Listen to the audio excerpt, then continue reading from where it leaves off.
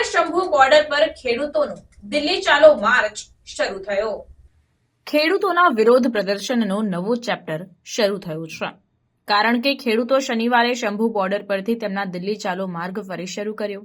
આ માર્ચ જે વિરોધના 300મા દિવસે યોજાયો હતો, તેમાં મોટી સંખ્યામાં ખેડૂતોની ભીડને સંભાળવા માટે બેરિકેડ્સ અને પોલીસની હાજરી સહિત સુરક્ષા વ્યવસ્થાઓ વધારી દેવામાં આવી હતી।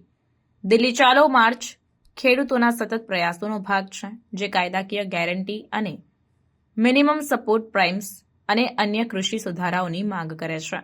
મુખ્યત્વે પંજાબ અને હરિયાણાના ખેડૂતો શંભુ બોર્ડર પર એકત્ર થયા હતા, જ્યાં તેમને સુરક્ષા દળોનો વિરોધનો સામનો કરવો પડ્યો।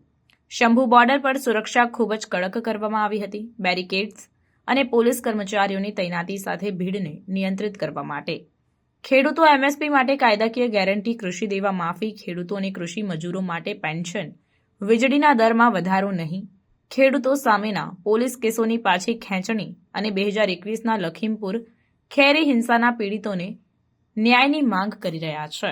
જણાવી દઉં કે સુરક્ષા દળો દ્વારા આંસુ ગેસના સેલ્સના ઉપયોગને કારણે ઘણા ખેડૂતો ઘાયલ થયા હતા। આ છતાં ખેડૂતો તેમના માર્ચને ચાલુ રાખવા માટે દ્રઢ રહ્યા। ખેડૂત નેતાઓએ કેન્દ્ર સરકારને તેમના મુદ્દાઓને ઉકેલવા માટે આહવાન કર્યું છે અને સંસદમાં ચર્ચા માટે બોલાવ્યું છે। તેમણે પંજાબમાં બીજેપી નેતાઓના પ્રવેશનો વિરોધ કરવાની યોજનાઓની પણ જાહેરાત કરી છે।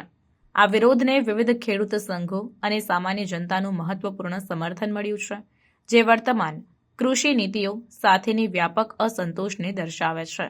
શંભુ બોર્ડર પરનો દિલ્હી ચાલો માર્ચ ખેડૂતોના તેમના હકો માટે લડવા અને તેમના સમુદાય માટે ન્યાય મેળવવા માટેના અડગ સંકલ્પને દર્શાવે છે।